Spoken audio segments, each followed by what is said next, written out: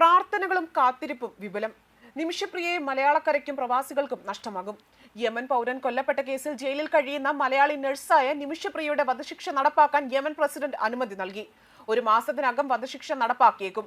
കൊല്ലപ്പെട്ട തലാൽ അബ്ദുൾ മെഹദിയുടെ കുടുംബാംഗങ്ങളുമായും അദ്ദേഹം ഉൾപ്പെടുന്ന ഗോത്രത്തിന്റെ തലവന്മാരുമായും മാപ്പപേക്ഷയ്ക്കുള്ള ചർച്ചകൾ വഴിമുട്ടിയതോടെയാണ് ശിക്ഷ നടപ്പാക്കുന്നത്.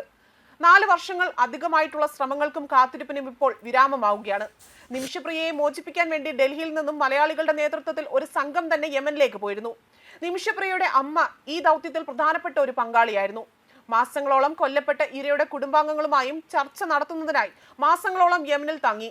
അതേപോലെ ജയിലിൽ സന്ദർശിച്ചുകൊണ്ട് കാര്യങ്ങൾ വിലയിരുത്തുകയും ചെയ്തിരുന്നു. നിരന്തരമായ ചർച്ചകൾ നടത്തിയിരുന്നു. അതിനൊടുവിൽ കുടുംബത്തിന്റെ ആവശ്യമായിട്ടുള്ള രക്തപണം കൊടുക്കാമെന്നും ഇരകളുടെ കുടുംബത്തിന് നൽകാമെന്ന ചർച്ചയിൽ ഉറപ്പ് നൽകിയിരുന്നു. പക്ഷേ ഇതെല്ലാം ഇപ്പോൾ വിപുലമായിരിക്കുകയാണ്. വധശിക്ഷയ്ക്ക് അനുമതി നൽകിയിരിക്കുകയാണ്. കൊടിയ പാതകമായതിനാൽ തന്നെ ഇതിലൊരു മാറ്റമില്ല എന്ന നിലപാടാണ് ഇപ്പോൾ സ്വീകരിച്ചിരിക്കുന്നതും. അതേസമയം വധശിക്ഷ നടപ്പാക്കുന്നതിനെ പറ്റി യാതൊന്നും അറിയില്ല എന്നാണ് നിമിഷപ്രിയയുടെ മോചന ശ്രമത്തിന് വേണ്ടി അതിനു മുന്നിൽ പ്രവർത്തിച്ച അഡ്വക്കേറ്റ് സുഭാഷ് ചന്ദ്രൻ പറയുന്നത്. അദ്ദേഹം ചാനലിലൂടെയാണ് വാർത്ത കണ്ടതെന്നാണ് പ്രതികരിച്ചതും. ഔദ്യോഗികമായി ഇക്കാര്യം സ്ഥിരീകരിക്കാൻ സാധിച്ചിട്ടില്ല. ആക്ഷൻ കൗൺസിലിന്റെ ഗ്രൂപ്പിൽ ആരും ഇത് അറിഞ്ഞിട്ടില്ല. യമനിലുള്ള ആളുകൾ കൂടിയുള്ള ഗ്രൂപ്പാണിത്. നിമിഷപ്രിയയെ മോചനത്തിന് മുന്നോടിയായുള്ള ചർച്ചകളുടെ 1ാം ഘട്ടത്തിന് തുക കൊടുത്തിരുന്നു. അടുത്ത ഘട്ട ചർച്ചയ്ക്ക് പണം ചോദിച്ചിട്ടുണ്ട്. ചർച്ചകൾ നടക്കുന്നുവെന്ന വിവരമാണ് നമുക്ക് കിട്ടിയിരിക്കുന്നതും. നിമിഷയുടെ അമ്മ പ്രേംകുമാരി യമനിലുണ്ട്. അവരെ ബന്ധപ്പെടാൻ ശ്രമിക്കുകയാണെന്നാണ് അദ്ദേഹം പറഞ്ഞതും. കഴിഞ്ഞ സെപ്റ്റംബറിൽ ഇന്ത്യൻ എംബസി നിയോഗിച്ച അഭിഭാഷകൻ അബ്ദുള്ള അമീർ ചർച്ചകൾ ആരംഭിക്കാൻ 2ാം ഗഡുവായി $20,000 കൂടി, അതായത് ഏകദേശം 16 ലക്ഷം രൂപയാണ് ഉടൻ നൽകണമെന്ന് ആവശ്യപ്പെട്ടതും.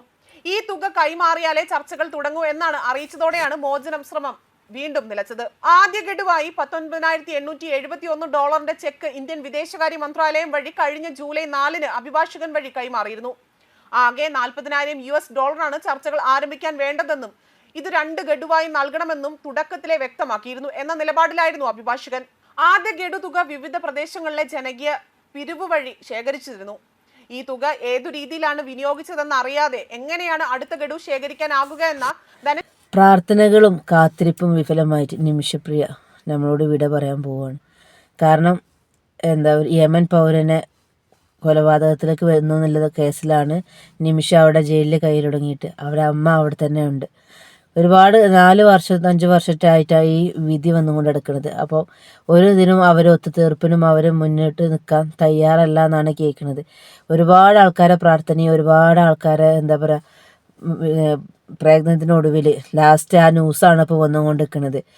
ഒടുവിൽ തൂക്കുമരം തന്നെയാണ് നിമിഷക്ക് നൽകണതെന്നാണ് പറയുന്നത്. തൂക്കിലേറ്റുന്നില്ല വിധിയാണ് വന്നിരിക്കുന്നത്. അപ്പോൾ ഉടനടി തൂക്കിലേറ്റുന്നില്ല സംഭവമാണ് വന്നുകൊണ്ടിരിക്കുന്നത്. അപ്പം എല്ലാവരും പഠിച്ചോൻ കാക്കട്ടെ. ഇപ്പോൾ ഇന്നലെയൊക്കെ ആയിട്ട് ന്യൂസിൻ്റെ കാര്യങ്ങളാണെങ്കിലും ഭയങ്കര സങ്കടപ്പെട്ട മരണ ന്യൂസുകൾ തന്നെയാണ് കേൾക്കുന്നത് അല്ലേ. അപ്പോൾ ഇൻഷാ അല്ലാഹ് ഈ വീഡിയോ ഇത്രയേ ഉള്ളൂ. അടുത്ത വീഡിയോ